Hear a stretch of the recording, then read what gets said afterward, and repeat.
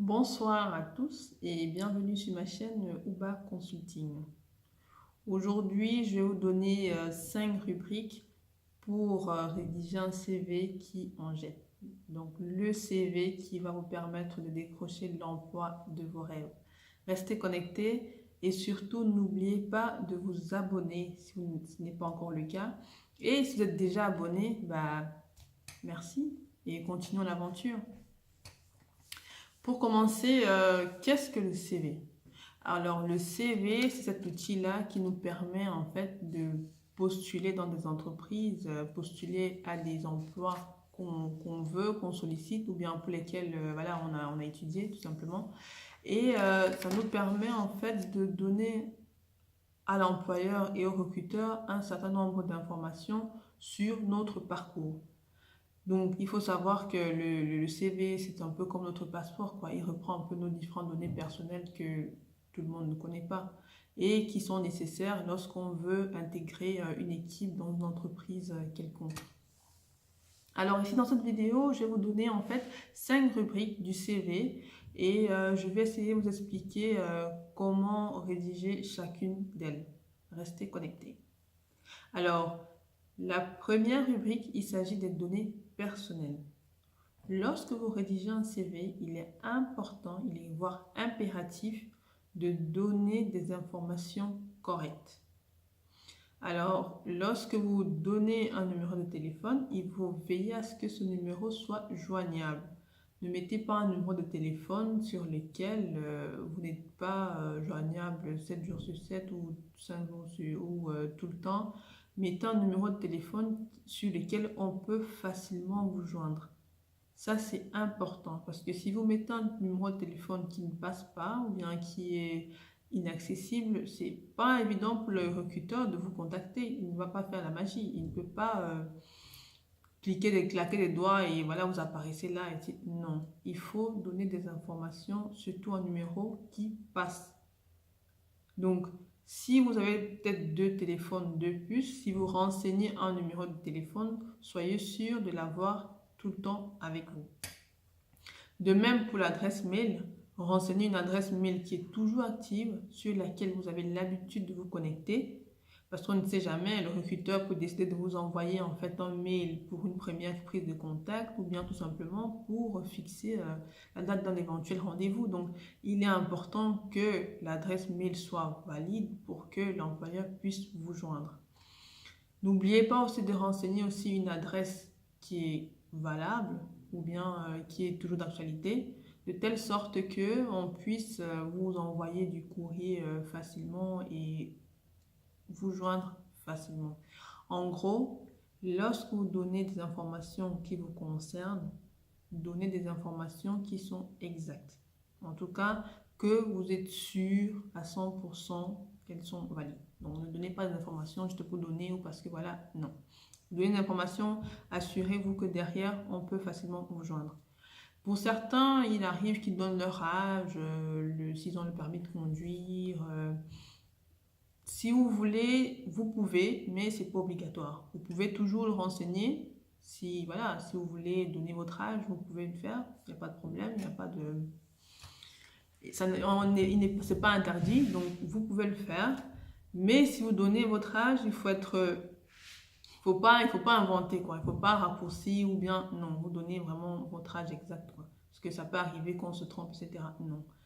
Vous donnez votre âge exact. Si vous avez le permis de conduire et que vous voulez mettre ça en avant, il n'y a pas de problème. Vous le mettez, c'est à votre avantage. La deuxième rubrique maintenant concerne en fait la formation. Alors quand je parle de formation, je parle de quoi? Je parle de formation scolaire en fait. Alors quelles sont les universités que vous avez étudiées? Quel est votre cursus universitaire? Quel est le diplôme que vous avez obtenu, en quelle année, etc. Veillez à vraiment donner des informations qui sont justes et qui se suivent en fait. Et si jamais dans votre CV ou bien dans votre parcours, il y a une période blanche, n'hésitez pas à renseigner là et expliquer pourquoi vous n'avez pas suivi de cours, etc. Et si possible, justifier par un document si vous en avez. Si pas, vous pouvez tout simplement inscrire les raisons de manière bref. la raison pour laquelle vous n'avez pas été occupé à l'école, etc. Ça permet en fait à l'employeur de savoir, ok, de bien comprendre votre parcours en fait. Et de ne pas se dire, mais tiens, il y a un blanc, qu'est-ce qui s'est passé? De ne pas se faire des films, non. Tout doit être clair. Donc, quand l'employeur prend votre CV et qu'il se met à lire, il doit avoir des informations qui sont claires. Donc, il doit pouvoir comprendre les choses facilement, sans trop réfléchir. La troisième rubrique concerne la, la, je perds mes mots. Alors, la troisième rubrique concerne l'expérience. Pour ceux qui n'ont pas d'expérience, il ne faut pas paniquer. Si vous avez eu à faire un stage, pas de souci, vous renseignez le stage, l'entreprise dans laquelle vous l'avez fait. Si vous avez fait une formation, etc., vous dites, voilà, moi j'ai fait une formation là. Si vous avez été apprenti, etc., n'hésitez pas, même si l'emploi que vous avez occupé n'était pas rémunéré, n'hésitez pas à renseigner. Ça peut toujours vous aider. Dans le cas où vous avez eu à travailler, n'oubliez pas de renseigner en fait vos expériences par ordre chronologique en partant de la plus récente à la moins récente. Donc si actuellement vous êtes employé en tant que caissier, vous commencez évidemment par vous dire voilà, caissier dans telle entreprise, etc. en marquant bien la date de début. Étant donné que vous êtes toujours à l'emploi, vous n'allez pas mettre la date de fin, quoi. Donc la date de début, etc. Si vous n'êtes pas en emploi dans ces périodes-là, vous mettez la période pour laquelle vous avez eu à travailler dans cette entreprise, tout simplement, pour que les choses soient claires.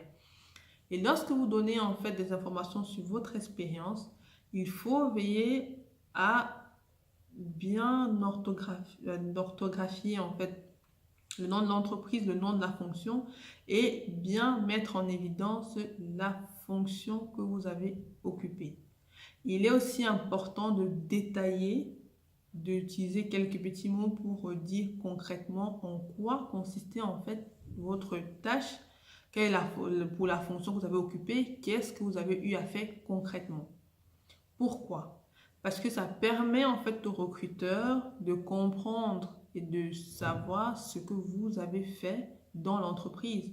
Parce que oui, vous avez été caissière, mais caissière, qu'est-ce que vous faisiez concrètement? Donc, c'est important d'utiliser des adjectifs pour décrire un peu ce que vous avez fait concrètement.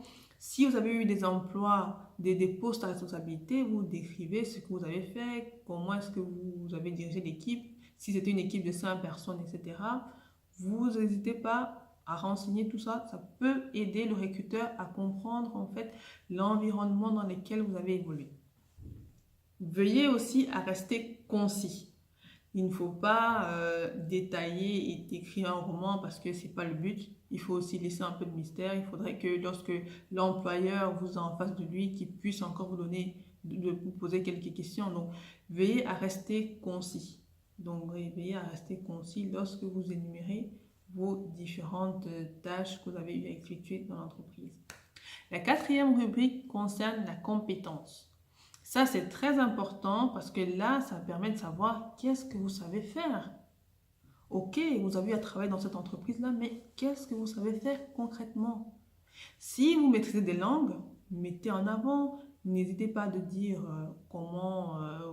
quelle langue vous pratiquez, quel est votre niveau de langue. C'est important parce que ça peut être un emploi dans lequel une langue est sollicitée et il s'avère que vous parlez cette langue-là. Bingo!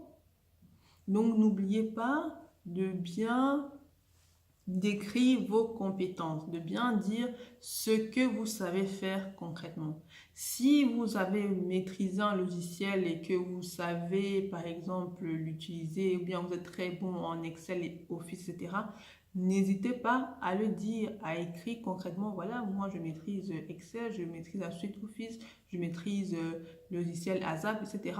C'est important. C'est important de bien préciser et de bien mettre avant vos compétences. Ça permet aussi, encore une fois, à l'employeur, au recruteur, de bien se rendre compte de ce que vous pouvez apporter en plus à l'entreprise. Alors, une dernière rubrique aussi, c'est les hobbies, ce que vous savez faire en dehors de votre cadre très très professionnel. Donc vous pouvez, si jamais vous faites du sport, vous pouvez bien l'indiquer, voilà, je fais natation, etc. J'ai participé à des concours, etc. Ça permet aussi de voir comment est-ce que vous évoluez lorsque vous n'êtes pas dans l'entreprise, quoi. Comment est-ce que vous arrivez à vous intégrer dans une équipe? Si vous avez fait du sport en compétition, est-ce que vous êtes quelqu'un qui, qui s'intègre et qui s'adapte facilement à l'entreprise? Grâce à ces petits détails-là, ça permet en fait d'avoir une idée du type de personne que vous pouvez être en entreprise. On n'a pas forcément... c'est une idée que l'employeur se fait. Donc, et veillez aussi à mettre en fait des hobbies qui apportent un plus à votre CV.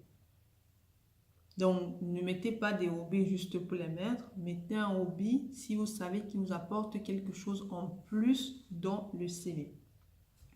Alors, le plus important lorsque vous faites vous rédigez un CV, c'est qu'il ne doit pas y avoir de faute.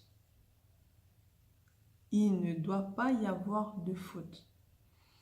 Lorsque vous rédigez un CV, si vous doutez en fait de l'orthographe, n'hésitez pas à le faire relire par quelqu'un de votre entourage. Il peut toujours vous apporter, vous donner en fait des informations en plus. Donc, n'hésitez pas à donner à quelqu'un pour qu'il puisse relire et puisse vous dire comment est-ce qu'il comprend les différents mots que vous avez employés. Surtout, pas de faute. Parce que c'est très mal vu avoir un CV où il y a une faute d'orthographe. Oh là là, vous n'imaginez pas. Aussi, essayez d'être le plus précis possible et aussi, je leur ai dit encore, concis.